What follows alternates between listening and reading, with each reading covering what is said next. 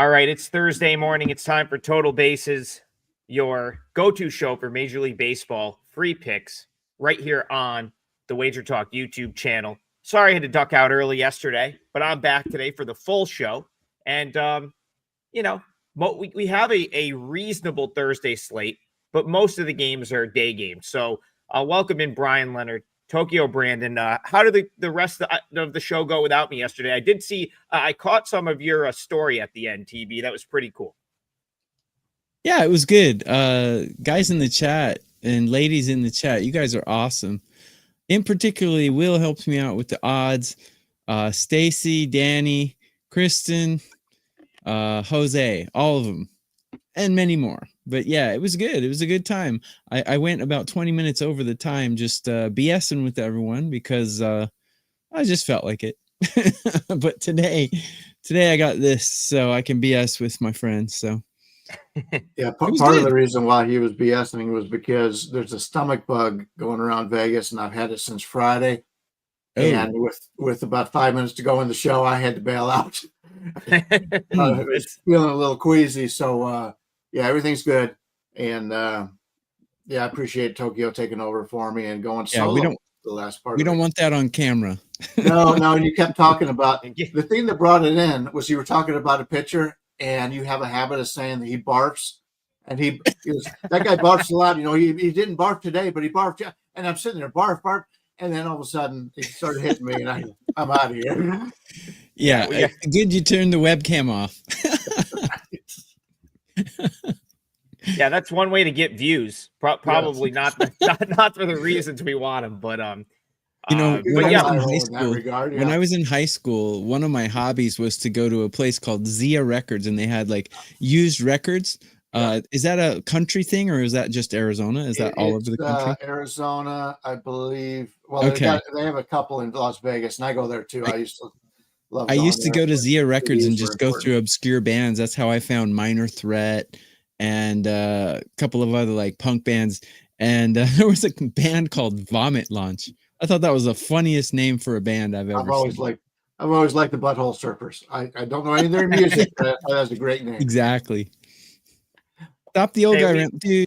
Sean, just shut up, dude. Listen, we got a little extra time today. It's a Thursday. There is a decent slate, but they're mostly during the day. So I'm going to start. We'll call it our feature game again. I'm picking it as a feature game because it's the only game on Thursday night in Major League Baseball.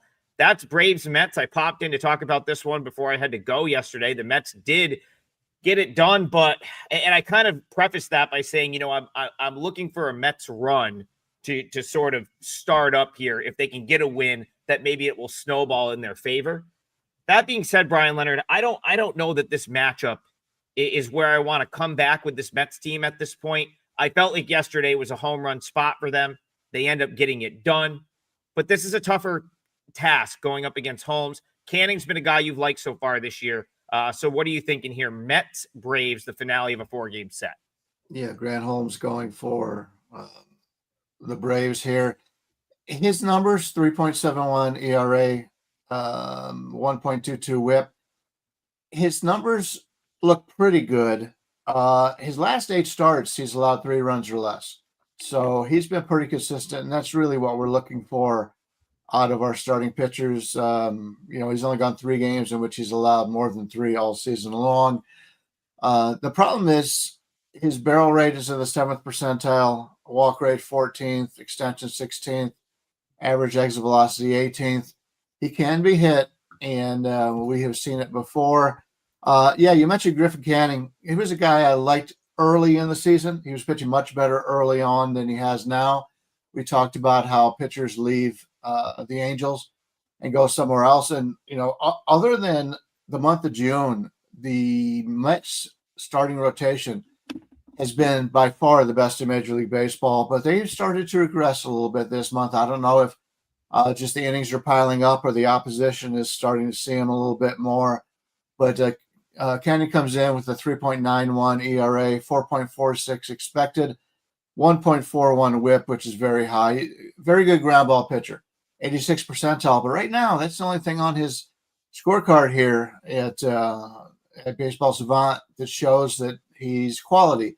Everything else is limited. His hard hit rate 17th percentile, walk rate 19th, average exit velocity 13th. So we got two guys who can be hit here, and we're looking at a total of 8.5, a little bit over to the 20, and 10, about 108, 109 is the line on Canning right now as the slight favorite.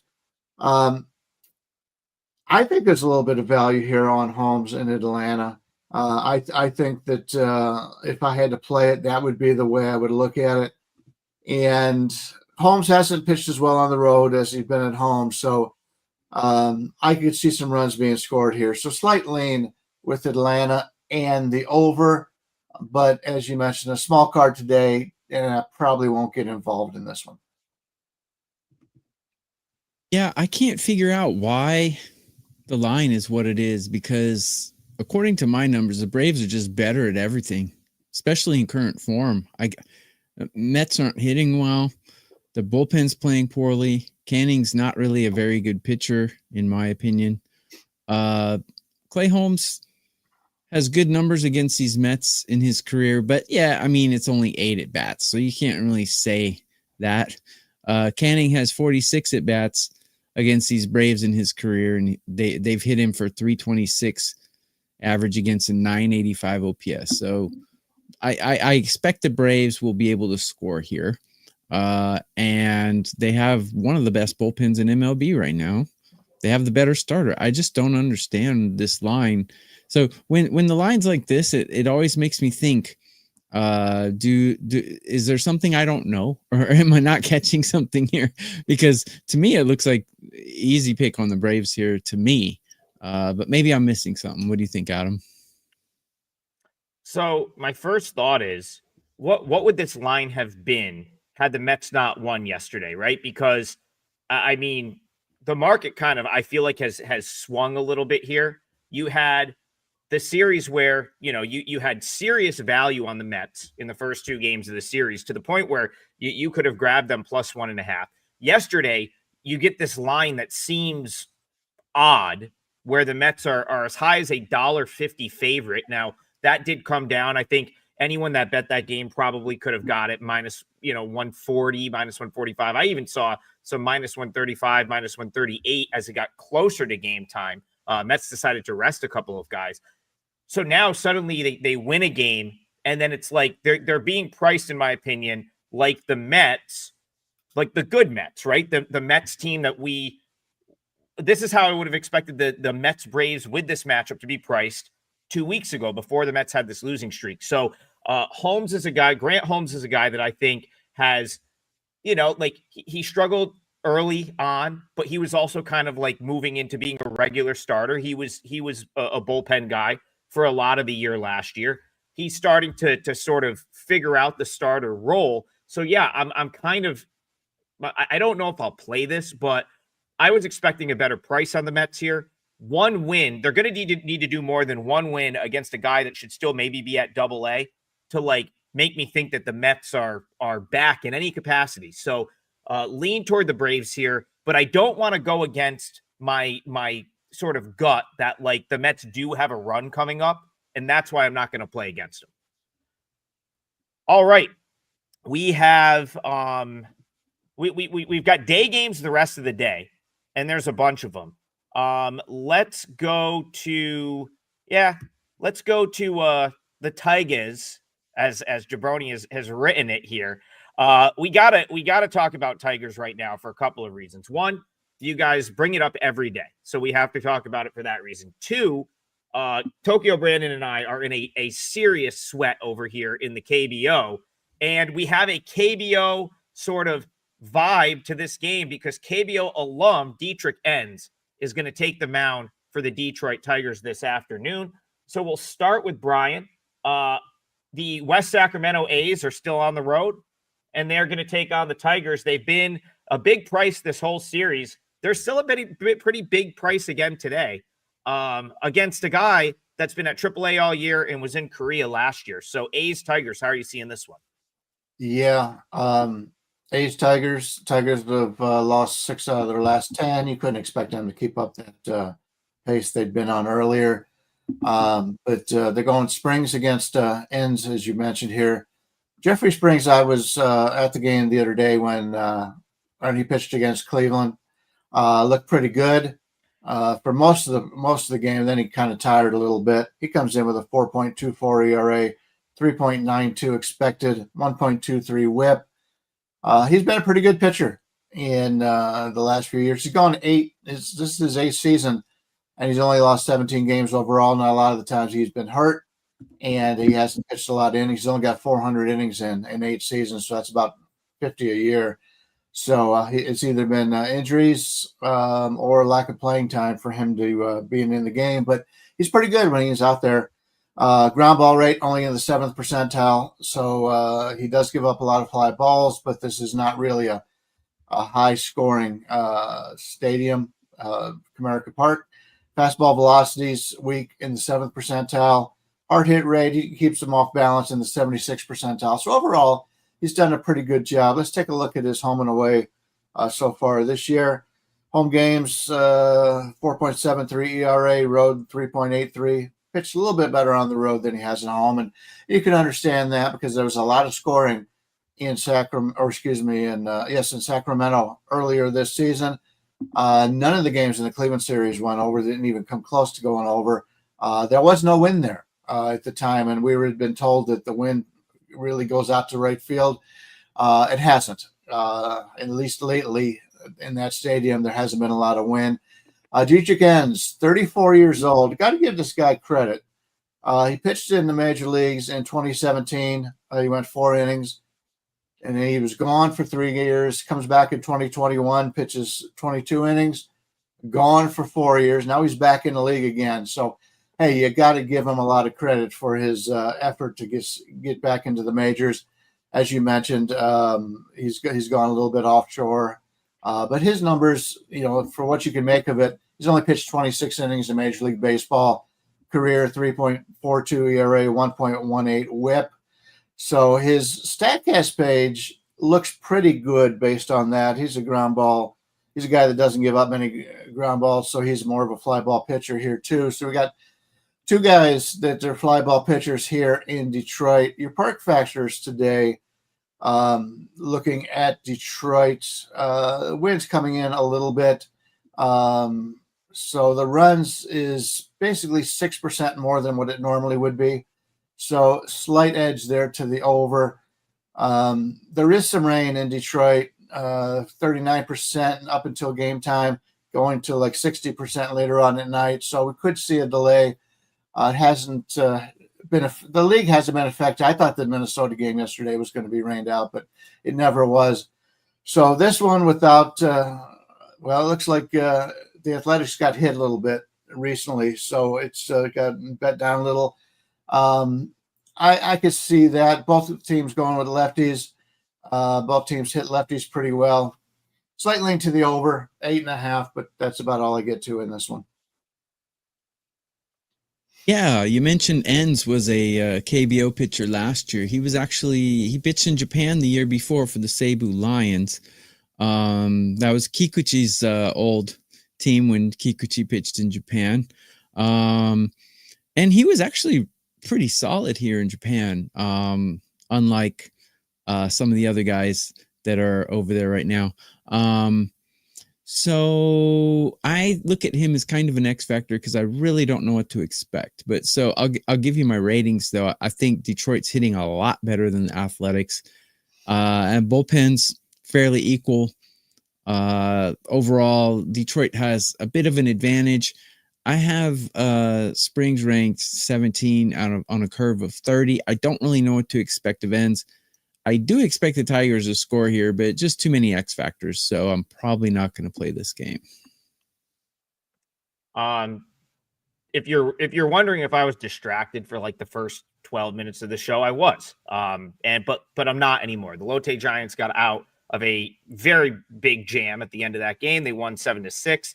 I was about to throw the rally hat across the room, but I don't have to do that anymore because they've won, and now I can focus on this game and break this game down. And I'm actually pretty interested in this one. Their long-haired. Basically, What's the name of their long-haired closer for Lotte? Man, that guy was terrible. He walked in 2 runs. Oh, I walked in a run and loaded the bases.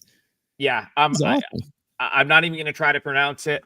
To be honest with you, I don't care. They got the win. I'm on to the Tigers A's game. And Bryan made a point that I want to sort of like revisit here because it's important to my handicap of this game. The A's took some money, and I figured they would because you're going to have people look at this game and say, who the heck is Dietrich Enns? Where did he come from? How could the Tigers be laying a price with a guy named Dietrich Enns on the mound who I don't know against a guy in Jeffrey Springs who is more of a name guy?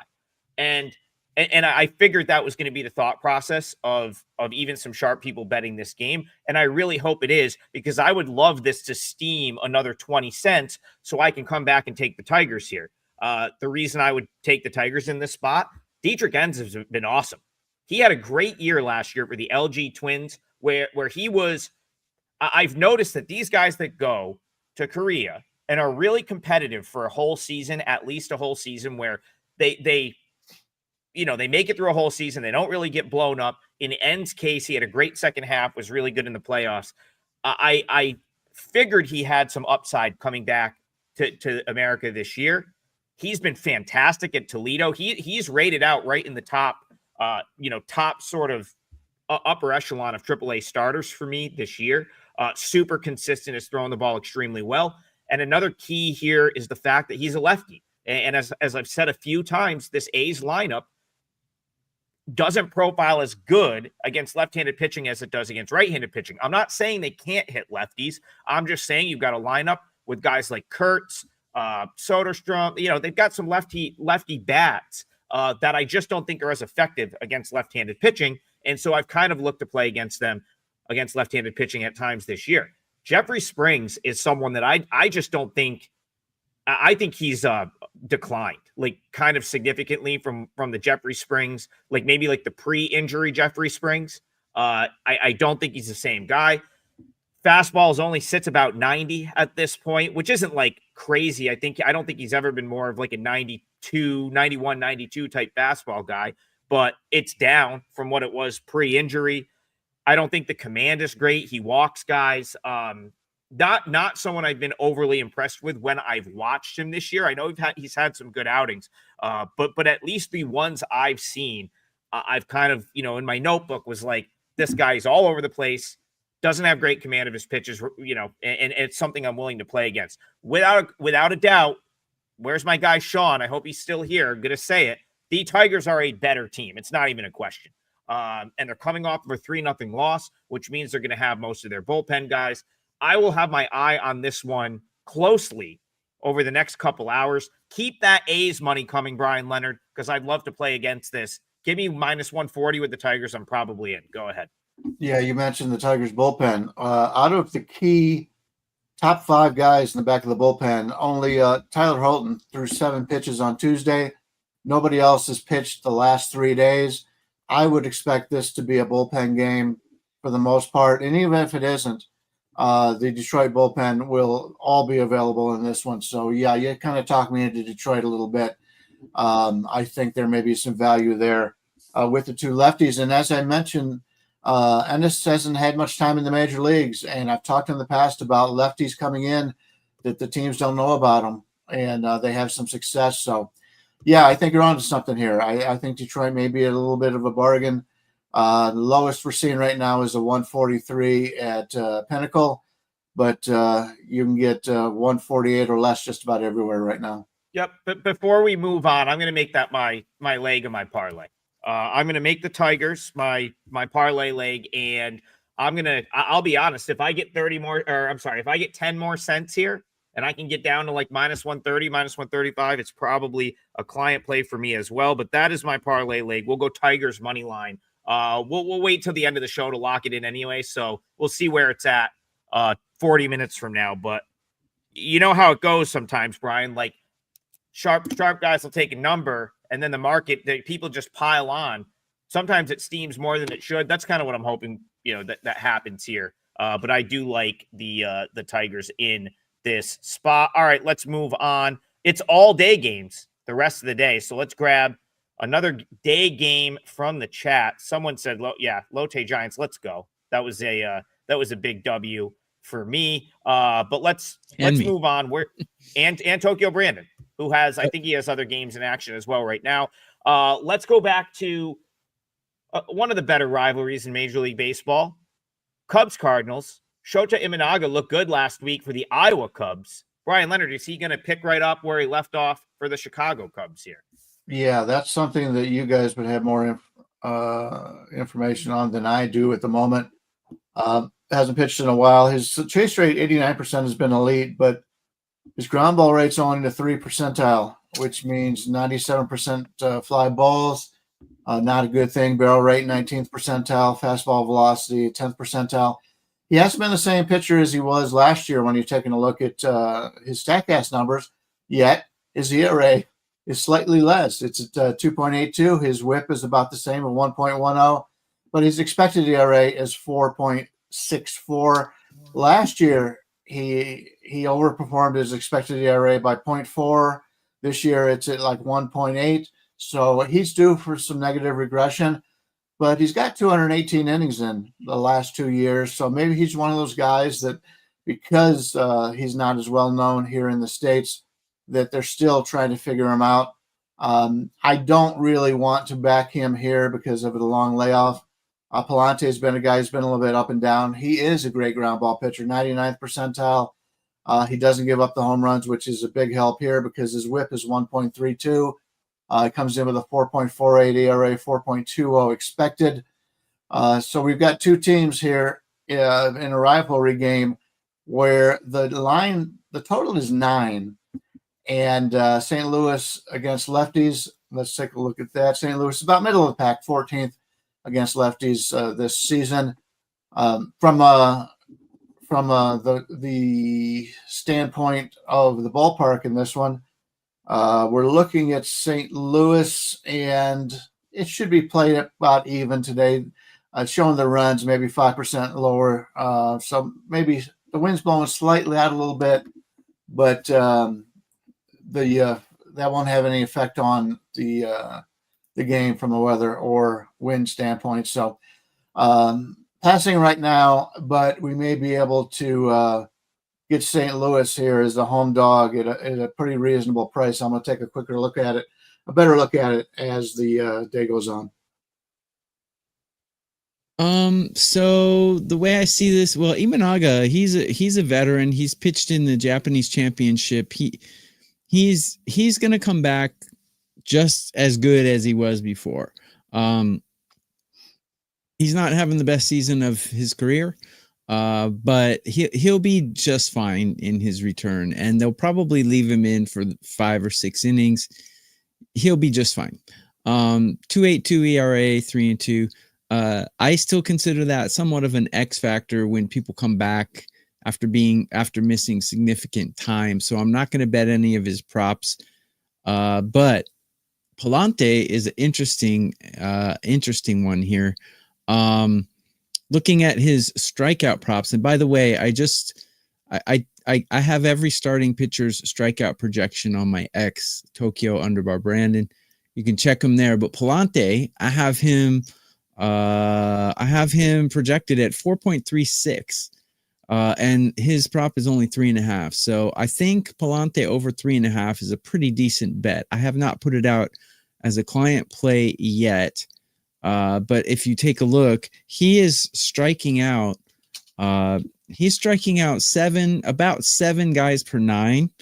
And the Cubs are striking out about 7 per 9. So Palante's going about 60% into the game. So yeah, I think 4K for him should be attainable in this one. So that's I'll probably put that out as a small 1% play. Yeah, I alluded to the fact that he looked good at for Iowa last week. So Imanaga's rehab, he couple short stints down in rookie ball, and then kind of had the dress rehearsal last week where they let him, sort of have a full start.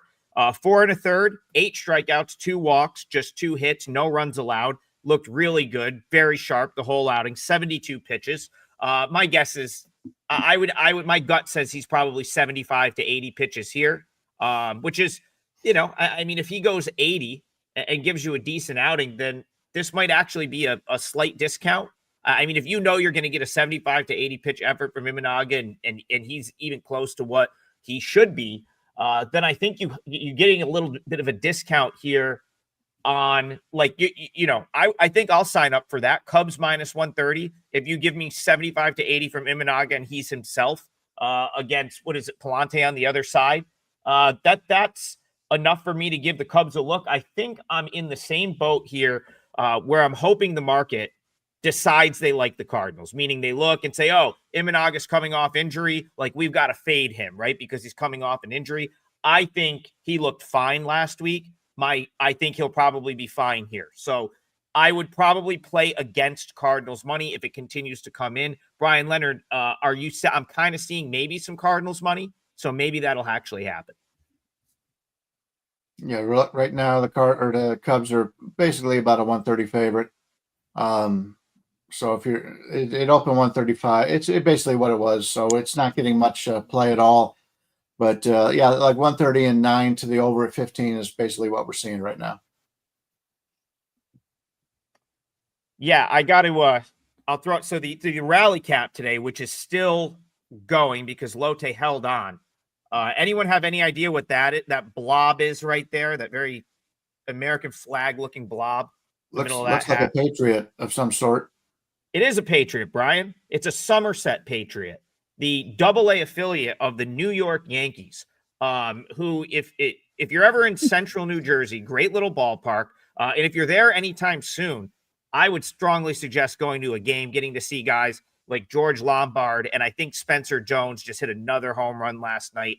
Brian, before we get to this game, I got to ask, and then a former scout, Tokyo Brandon, how do the Yankees and Dodgers buy anyone they want, trade away all their prospects, and then still have all the good prospects? How does that happen? They must, like, the Dodgers go out and get whoever they want, and they manage to keep all these good players in their farm system. Farm system's loaded. The Yankees trade away guys like Augusto Ramirez. There's been a number of them, and it's like they still have all the good young players, and they go out and buy whoever they want. It's incredible. It's probably why they're the two best teams in the league. Yeah, they're two of the best programs in baseball, all the way from ownership, all the way down management, coaching, scouting. A lot of it has to do with scouting. They scout the Caribbean a lot, and so they find anytime somebody comes out that's young, the Dodgers and the Yankees are right on them. So they have the ability to do that. They make money and they spend money. And that's what you like to see. I don't fault any team for spending money in Major League Baseball. It's the teams like, Minnesota and, Tampa Bay, Cleveland that don't spend the money that you do get a little bit upset with. Yeah, Brian's hit the nail on. Go ahead, TB. Hit the nail on the head. It's all about scouting. So not only are teams like the Yankees and Dodgers paying their players more, but they have a larger scouting team. So when I was doing it, I was on the Asia Pacific scouting team, and there were two of us, one guy in LA and me in Tokyo. And other teams like the Yankees and the Cubs, I met the Cubs guy, and they had a team of like 6 guys, right? So, I mean, the scouting team is bigger too, and there's no tax for having a big scouting team. So basically, when you have a bigger scouting team, you can scour the nooks and crannies of like the Caribbean, like Bryan said, where the team I was with, they didn't even have anyone in the Caribbean. They had a South America / Caribbean / everywhere else guy, and just one. So, the richer teams have a bigger scouting team, basically. Ethan asks, do you get all your hats at games you attend? Yes, that's every one of the hats I have. I got at the ballpark. That's where I've gotten all of them. That was supposed to be a segue. Sorry about getting off on the tangent. That was supposed to segue us into Dodgers Rockies. Because the interesting, I'll throw one little like organizational tidbit out there, and I think it very truly represents like where these two organizations are at. Brian Leonard, you've talked about this often, where the Rockies will compile great players and they pan out into nothing, but the Dodgers seem to compile great players. They turn into great major leaguers. They keep them for as long as they possibly can. They typically don't have to trade them away. And it's like, but then if one does leak out of the system, like a Gavin Lux, he ends up being pretty good somewhere else. It's really tremendous to watch. You literally have the two ends of the spectrum in Major League Baseball right here. The Dodgers, who do everything right, and the Rockies, who can just never get out of their own way. And shocker, the Dodgers are on the road as like a $3 favorite right here. Can you find anything to bet in this one? Yeah, and the value, at least to me, looked like it may be on the Dodgers here. We go back to Colorado versus lefties, 2-20 on the season. Now they're playing one of the most craftiest lefties in Major League Baseball, and Clayton Kershaw. Kershaw's looked good so far, at least from a ERA standpoint, 3.31. Expected ERA 3.98. His whip is a little bit higher the last couple of years than we've normally seen. It's obviously a small sample size, only 30 innings just last year and just short of 33 this year. But his hard hit rate, he's in the first percentile. Average exit velocity, first percentile. Fastball velocity, third percentile. He's not the same pitcher as he was, but he's smart and he's been around and he knows how to get people out. So that's something that works with him. We see that a lot of times in Major League Baseball. These guys that just don't have it any longer. You know, you look at his fastball velocity, and it's just not there anymore. He only throws a four seam 37% of the time. Sliders taking over. His curve, which is what he's known for, still throws that 17% of the time. So we've got a really good veteran pitcher here going against Colorado Rockies. And unfortunately, it's Austin Gomber, and he's, you know, you hear it a lot. Anytime somebody blows up, they've gotten Gomber. Not a good kind of situation for Austin, where that's what goes on with him. But his fastball velocity is only in the second percentile. He's got limited innings this year because of injury. He's only pitched 2 games, 9 innings, 8.38 ERA, 7.81 expected, 1.66 whip. He's better than that, but he's still not great. His career ERA, 4.91. Does pitch in Colorado. You got to take that into account. So we've got 2 teams that I think can have some success hitting today. And we've got a total of 12 in Colorado. From a park standpoint, it looks like home runs are up 28% today, runs 29% from a weather standpoint in Colorado. Wind going to the from right to left 5%, no rain, anywhere from 85 to 88 game time temperature, which is pretty nice. Anytime you get warm weather in Colorado, you look for the overs. And I think that might be something we can take into account here. It opened 11.5 over 25. Now you can get over 12 at like minus 105. I would take a look at that. As much as I like Kershaw and what he's done, it's still very tough to throw off-speed pitches in Colorado. So let's take a look at the over 12. And it won't be a big play for me, but that's where I'm leaning right now. Yeah, it's very difficult to get movement on your ball in the high altitude. Trevor Bauer pitched last year in Mexico, and he said he could not use his sweeper the whole season because it just didn't move. He didn't use sliders either. So, I mean, he just couldn't get him to move. So interesting stuff. Kershaw's only given up 1 home run to these batters in 60 at-bats against, and he's actually only given up 3 earned in his last 3 starts.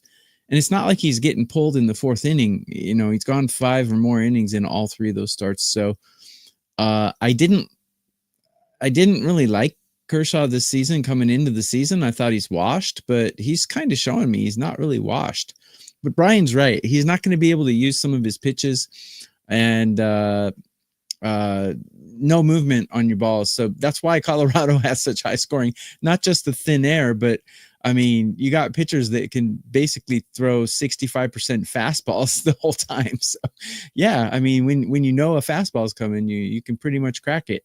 So yeah, I think an over. I would be more comfortable with the Dodgers team total over though, because don't know. I mean, Kershaw could have a great game because he does sometimes. So that'd be an X factor for me. But yeah, I kind of see it that way. I think Dodgers on the money line, but it's minus 280 or something. You could parlay it with something. But Dodgers really should have no problem winning this game. Someone in the chat's like, well, why are we talking about this game? Well, two reasons. One, someone asked, and that's how the show works. Two, this has the biggest for me on a total today. This is the biggest edge by far. I've got this up closer to 14 runs. So I'm very, and now again, I'm not a huge totals better. I'm more or less just like I have projections. I have multiple projections that I take into consideration to get a number, in which case I'm not a numbers guy in the respect that I'm just saying, okay, this is my number, so I have to bet it. I'm more like, trying to find edges with the stuff I watch, the stuff I sort of accumulate from watching minor league baseball. But I do have numbers that I at least use as a baseline. And this is by far the biggest discrepancy from a total standpoint today. So I'm very much in agreement with Bryan. I think 11 and a half, 12 seems light. I think there's going to be a boatload of runs in this game. And I probably would have used it for the parlay if I wasn't using the Tigers. Go ahead, Bryan. Yeah, anytime you're looking at these A games, you've got to see if the team's got to play tomorrow. LA does play tomorrow, but they play in Kansas City. And I just took that trip driving with Ralph Michaels, and it's not that. Kansas City's not that far from Colorado, so should be a pretty quick flight. So that's not something. A lot of times on the getaway days, your Sundays and your Thursdays, you have to worry about teams just trying to get out of town, catch their flights. That shouldn't be a problem in this one. If the Dodgers are hitting well, it's nothing to keep them from continuing to hit well because of the short distance to the next city. Yeah, strongly in there to the over for me as well. We'll address this. I want to go into a different game, but I will sort of answer the question quick. Trig, do you think the Braves are going to miss the playoffs again this year? Now I'm not so sure. And the reason is the Phillies have kind of come on like earlier in the year. I would have said, I would have been like, I would have said, yeah, they're definitely missing the playoffs. Like they got off to such a poor start. I saw the teams in the National League West. And this is like a kind of a two-part thing from the chat, because someone else in the chat said Dodgers on cruise control while everyone else in the NL West implodes. So those are, I'm meshing two comments together here, which is because I think they relate. Suddenly, we've got the Mets having lost 10 of 12, and the Phillies actually look like a team that could win this division. I think if you went back a few weeks, probably 2 months ago, I said, man, Bryan, Tokyo, Brandon, the Phillies might be the odd team out in the playoffs because we had all these teams in the West playing well. Now the West has some teams that are struggling. Arizona keeps accumulating injuries. The Phillies are suddenly looking like they might be able to win the NL East. The Braves have at least got themselves back in the mix. I got to be honest. The NL playoff picture is much more cloudy than I thought it was. So I'm really not sure. But the Phillies have been playing good ball. Tonight they are playing the Astros. So that's the game we're going to talk about. If you two want to comment on this, before you give your breakdown, feel free. But let's look at Phillies Astros down in Houston today. Sanchez going against Brown. A lot of great pitching matchups yesterday, and this is another one. Two guys having terrific seasons. Sanchez comes in with a 2.87 ERA, 3.31 expected, 1.19 whip. He's been really terrific. Very good ground ball pitcher. He's striking out over one batter an inning, which he has not done the last 2 years. So his strikeout rate is better.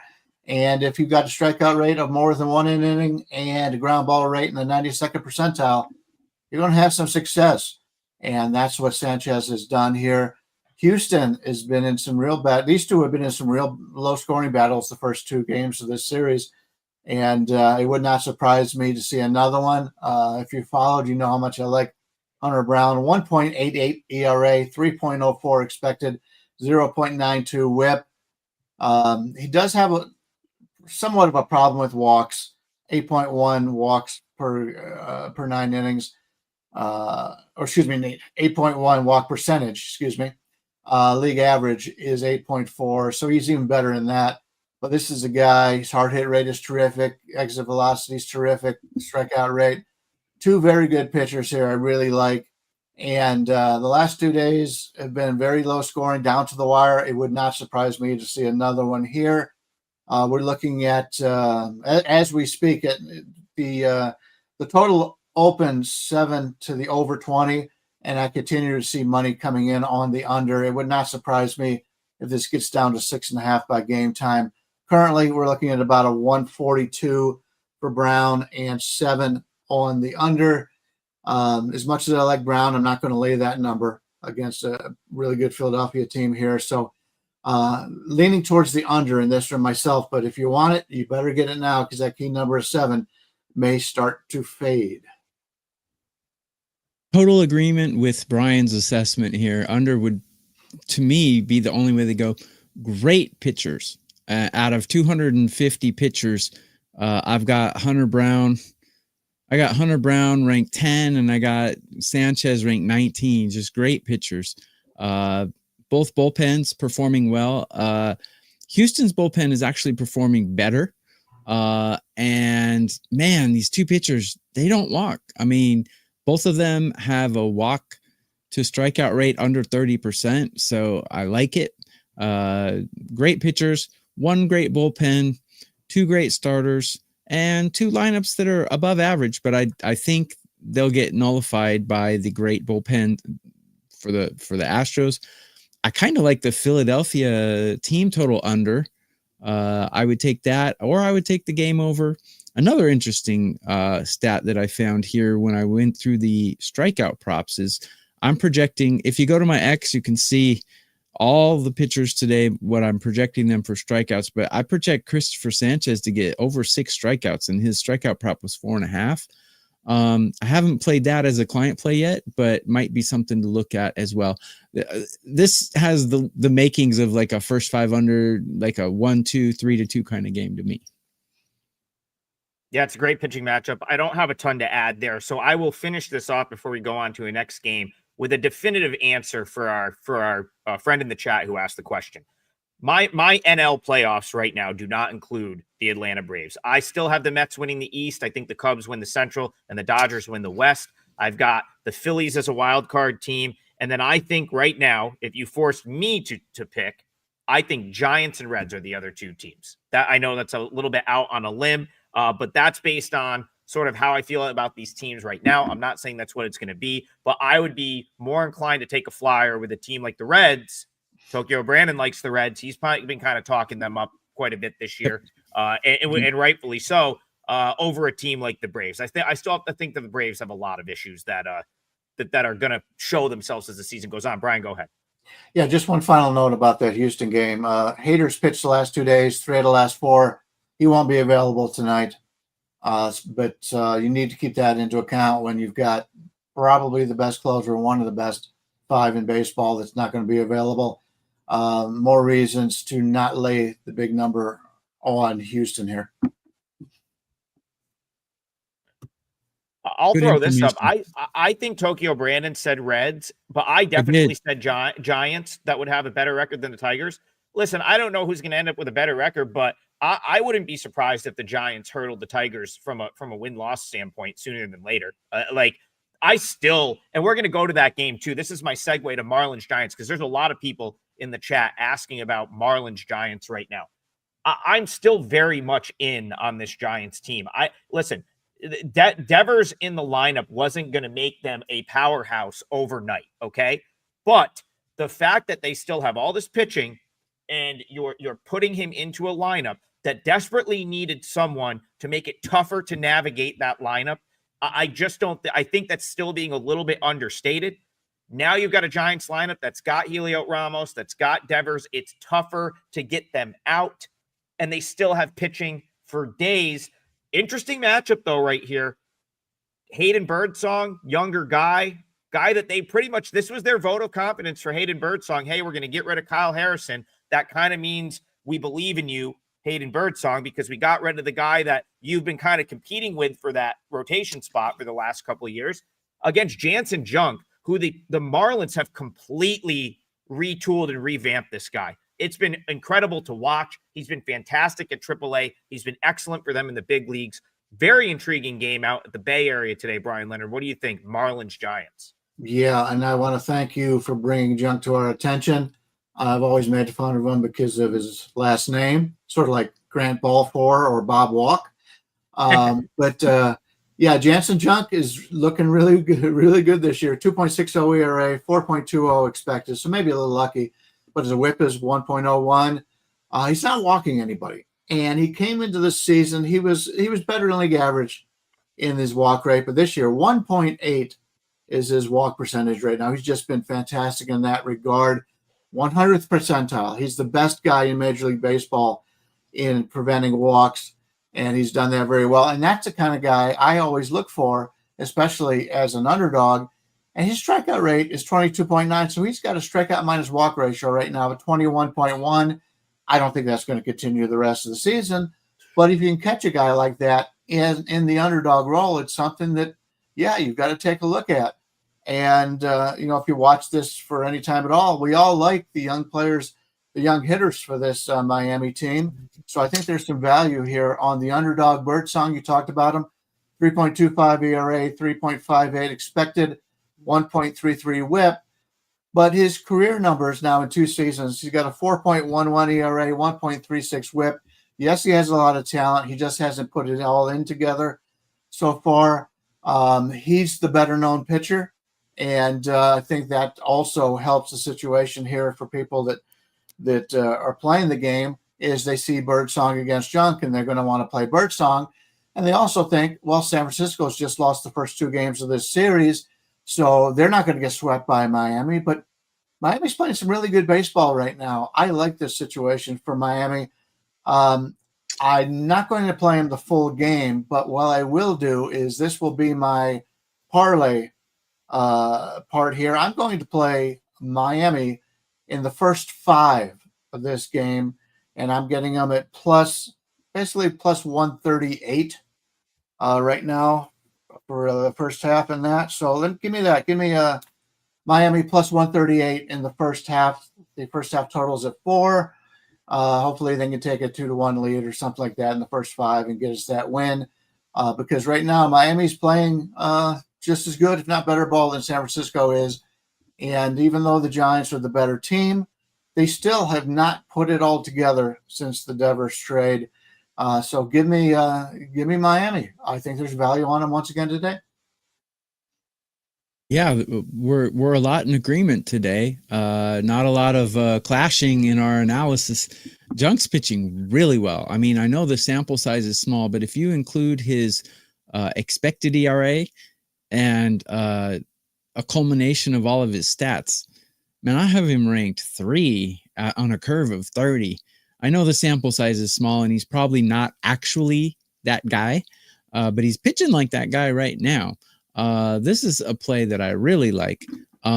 He's striking out 9 guys per 9, and the Giants are striking out 7.6 per 9. So his strikeout prop is 3.5. I think that's way too low. I'm projecting him at 4.7. All he needs to do, he faced the Giants already. He struck out 5 guys in 4 innings. So I don't think it's out of the question for him to strike out 4 guys here. So I like his strikeout prop in this one. Yeah, I mean, I've been pro Giants. Like, that's more of a long-term thing for me. As far as this game is concerned, what is this number here? Hayden Birdsong, $1.80 favorite? Like, that seems crazy to me. I'm kind of with, there's a comment in the chat says the Giants are pretenders. Listen, like, it's very possible. Like, I personally think they are going to win a good amount of games because I like the pitching. I think the move makes them better. But on a game-to-game basis, Hayden Birdsong should not be a $1.80 favorite here. No. And I would love to find a way in with the Marlins. Right now, Marlins plus 1.5, minus 140. I would, if that comes down 10 to 15 cents, I'm going to have to consider that. Jansen Junk has been awesome. As I said, he really impressed me early in this year at Jacksonville, kind of came out, and because really he struggled. Not only has he struggled in the big leagues prior to this year, he was horrible in AAA Nashville for the Brewers last year. Terrible. And that's something where the Brewers are typically very good at developing pitching, and they just could not figure it out with him. So the Marlins get him, and I mean, it's all, stuff breaks all over the place. TB, did you say like an over strikeout? Is that what you said you kind of like for junk? Yeah, 3.5. Yeah, that's the Giants strike out. I'm not a big props guy. That feels like an easy prop. That feels like 4, 5, 6 strikeouts here easily for He junk. struck out 5. He struck out 5 of them in 4 innings, like last month. Yeah, and the craziest thing too is he's got all this movement, yet he doesn't walk anyone. He hasn't really walked anyone. It's been really impressive to watch. I am totally in agreement with Bryan's call for the parlay, wanting to get something on the Marlins here. And Marlins plus 1.5 is something I will have my eye on. If we can get some more Giants money in the market, I'm all about that. Definitely think there's value on the Marlins in this game. Lucky Power. Wonder if there's any relation to Bryan Power. Anyway, smash that like button. Yeah, we appreciate it. We've got over 1,000 live viewers just on Twitter and more on YouTube. We greatly appreciate you guys tuning in every day. We're trying to bring something here that no one else is really doing. I think the three of us have the baseball acumen to do it. And so we want to share that with you. So we very much appreciate all the likes, subscribes. It makes us look good to our bosses, who never thought a baseball show could thrive like this. So let's run it up and show them that people want to hear us talk baseball 5 days a week. Bill Siebert, you didn't miss it. He asked if we like the Rays again today. Are we living in a simulation? I feel like we've talked about Shane Baz versus Michael Lorenzen like 4 times this year. And it's not possible because they haven't played that much, though I do think this was a matchup like a month and a half ago. It's just like I looked at my screen, I'm like, I feel like I've watched this same game 4 times with like Michael Lorenzen. It's like we talk about him every day, even though he pitches every 5th day. At any rate, I thought there was going to be some offense in that game last night. And after a crooked number from the Rays, there was no offense whatsoever. Rays, Royals again today. Brian Leonard, do you think what do you think? Is there any offense here? How does Shane Baz and Michael Lorenzen fare in this one? Yeah, one of my 2 clients plays with the under in that game. And after scoring 3 early, I had some concerns, but that was about it. We talk about wins not really meaning anything. I mean, obviously they mean it for the teams, but from our standpoint, Sean Baz has got a 4.79 ERA. He's got 7 wins on the season. Paul Skeens would kill for that. Yeah. So he's got that 4.79 ERA, 4.12 expected, 1.33 WHIP. Very good ground ball pitcher, 80th percentile, fastball velocity 87th. He's done pretty well. He's a guy that we've been waiting for many years because he's been talked about as one of those up-and-coming pitchers, and you see that all the time. Injuries hold him back, and that's what happened out of Baz. Lorenzen, another guy now in his 11th season in Major League Baseball. He's got a 51-51 record. Wasn't that a 51-51? Wasn't that, I think, a tour from Van Halen at one time or something? One of their albums, anyway. But Michael Lorenzen, 4.81 ERA, 4.23 expected, 1.37 WHIP. We know we're going to get out of Lorenzen. He's not really good at anything, but he keeps the team in the game. He's an innings eater. 15 starts, 82 innings this year. Out of the 2, obviously, I prefer Baz. But if you're looking at that, you're laying on the road here with Tampa Bay. Baz is about a 120 favorite, total of 10.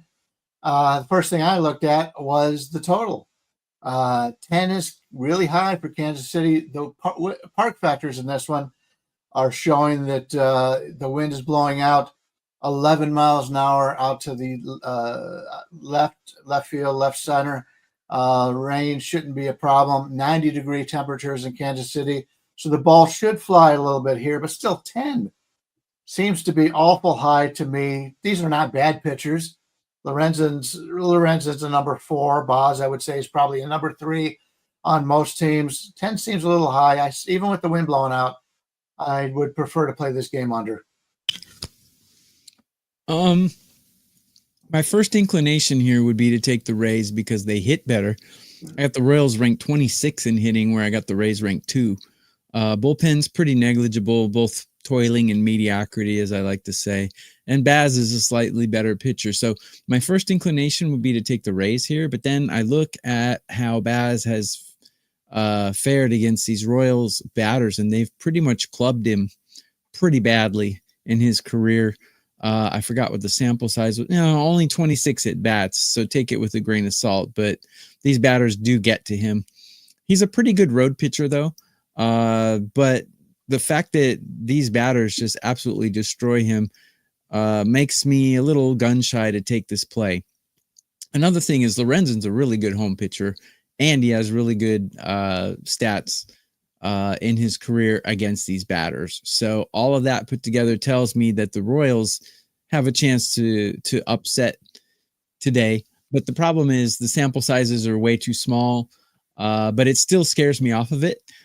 So I'm not going to play the game. So, but Lorenzen is a really good pitcher at home, so beware. I think I've done a 180 of sorts on Baz from kind of really liking him for a couple of years and thinking, the guy was injured for like almost 4 seasons, right? I remember going to a Durham Bulls game back in 2021 or 2022. Used to have family that lived in that area. So that's another great minor league ballpark, the Durham Bulls Athletic Park down in Durham, North Carolina. Saw Shane Baz pitch, and I was as high as could be on this guy. He gets calls up. He's great. He's hurt. He comes back up. He's great again. He's hurt again. And I really, coming into the season, I'm like, man, this guy's healthy. I think we even, highlighted on this show a couple times, came out of the gate with a couple of really strong outings. I mean, he just doesn't have much. Like, I'm starting to watch him and I'm like, okay, like he's still got fast. He's still got that 96, 97 mile an hour fastball. But the rest of the arsenal for a starting pitcher is just not that impressive to me at this point. I don't know if I want to fade him, but my gut says Royals here. And I go back to I think Tokyo Brandon kind of talked about Lorenzen. I was like totally not in agreement with that a couple months ago, but he's kind of been solid. He's just plugs along there. He's a veteran. He gives them length. And, I think they maybe bounce back from a nothing effort yesterday. So I a very slight lean toward the Royals with a little plus money here, but nothing much for me in this one. TB, you're going to propose the next game because we're getting up against it and we need a parlay leg from you. So, well, my parlay leg is in a game we've already covered. So should I give it out or should we do one more game? Give it out and then we'll finish with one more game. Okay. I'm going to take the Braves plus 1.5. And that's minus 200 on Pinnacle, but I don't know what it is on your guys' books. Usually Pinnacle's a better line. It's probably minus 210 or something. Am I right, Brian? Let me take a look here. Okay, because it's a parlay. I plus 1.5, basically minus 210 across the board. Okay. Yeah. Well, so I'm going to cheat because it's a parlay. I'm going to cheat and take them plus 1.5 so I can get my leg through there. I listen. No problem with that, TV, because Brian Leonard's given us some nice odds with that plus 138 Marlins, and you get the road team. So no, I don't have an issue with that. Go ahead. Do you have any more to add? Maybe we already talked about the game. So yeah, we already talked about that game. So yeah, I like the Braves. I like them on the money line actually, but I'll take the plus 1.5 because it's a one of the legs of a 3-leg parlay. So we'll get it through. All right, I want to finish it up. This is a game that interests me, and I'm going to go over to our resident Guardians expert to kick it off. One of the first games off today, it is Jays Guardians. Brian Leonard, you have the floor. I was hoping we were going to Seattle, Minnesota, because I had an opinion on that. But we can do that for one. Clients. You know what? All right, it's up to you. Your call. You pick whatever. One you want. Let me stick with this. Basically, we've got in here Seattle and Minnesota. Seattle's a better hitting team on the road. Minnesota, you never know what you're going to get out of them. They've got a lot of talent offensively. They haven't always put it together. But I want to fade both of these pitchers, Hancock and Woods Richardson. Neither one of them have proven that they're a major league pitcher. They keep getting a lot of chances because of injuries to other starters on their respective teams. And the line is only 8.5 here. It is an early game. Well, you've got two guys that are probably fifth starters on a major league team, or maybe even sixth. So they don't get a lot of. They're not very good. And the Minnesota bullpen, the key guys in the Minnesota bullpen, the three guys they use at the end, they've pitched the last 2 days. So if Minnesota's got the lead, they're not going to be able to pitch in this game, and they won't be able to make an appearance. So I think there's a lot of value here on the 8.5. It's 8.5 over, basically 120. I think we see some offense in Minnesota today. I don't have a lot of data on either one of these pitchers, so I'm probably not going to play this game. I mean, I know who the pitchers are, but they don't really register in my database because they haven't pitched enough innings in the last 30 days. So I'm going to avoid any kind of pitchers here, but Seattle definitely has an advantage in hitting and bullpen. I got Seattle's bullpen ranked 8. I got their lineup ranked 2nd. The Twins, I have them ranked basically mediocre.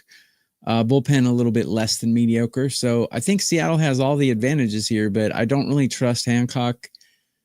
So I'm not going to play the game. I'll keep. Well, Mariners definitely have a bullpen edge today because the Twins have used some guys. So no question. And I would say the Mariners probably have a better bullpen than the Twins regardless. So definite bullpen advantage for Seattle today. Very even matchup in my opinion. Woods, Richardson, Hancock. I feel like there's things to like, things to dislike about both. I'm kind of with Bryan because, and I'll go back to one thing we've talked about a ton. The Mariners profile better on the road. Even though Target Field is not necessarily a hitter's park, I still think it may be a little bit more hitter friendly than T-Mobile. And I definitely think Woods Richardson gives up a bomb or two today. Like, even though he's in a pitcher's park, I think he's sort of regressed last year to this year. And he's someone I've been willing to play against. Emerson Hancock can be a little bit Jekyll and Hyde. I feel like there's times where he's just gotten destroyed and other times where he's looked really good. But I feel like it's been more at the big league level for him. He's had more of those blow-ups. So I'm with you, Bryan. I think over makes sense here. Finds a way there. Someone's given up runs at some point. All right, one more time. We have hit the hour mark. I am going to read the parlay, which actually, Tokyo Brandon, you really didn't kill the odds on the parlay at all because of that plus money. We're still getting plus 494. So a shade under 5-1 on the parlay today. We have Tigers money line. We've got Braves plus 1.5. And then we have Marlins money line first 5 for Bryan Leonard. That's Tigers full game money line, Braves full game plus 1.5, Marlins first 5 money line. That 3-teamer comes out to about plus 495. That's where we'll grade it. Plus 495 is what I had calculated. But as always, shop around and see. I bet you could probably get that over 5-1 if you shop it around. All right, boys. Great day of baseball games. Go ahead. Do us a huge favor. Go back to the replay, hit the like, and leave us a comment because it'll show Wager Talk that you like the show and it'll keep us going. So just wanted to throw that in. Go back to the replay and comment and like. We would really appreciate it. It costs you nothing. You can buy our plays as well. Yeah, I was going to say, does anyone have any? I haven't put anything up yet. I probably will at some point. I do. Yeah. I did. Yeah, that's at this point. I mean, you guys know we work for Wager Talk, and if you want our plays, they're on our page. We don't have to say it every day. But really appreciate you guys. Tons of live viewers today. Great slate of day baseball. Hope you have plans for tonight, unless you want to sit there and watch Braves Mets intently, because there's only one night game. But great day of day baseball. Everyone enjoy your day. We'll see you guys tomorrow, 9 a.m.